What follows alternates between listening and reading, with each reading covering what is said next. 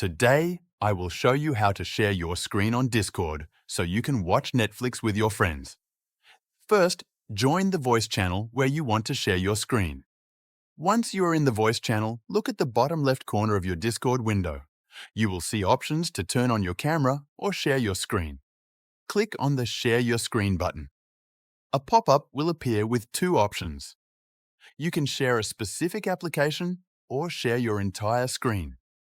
Choose the option that works best for you. Next, adjust your screen sharing settings. You can choose the resolution and frame rate before going live.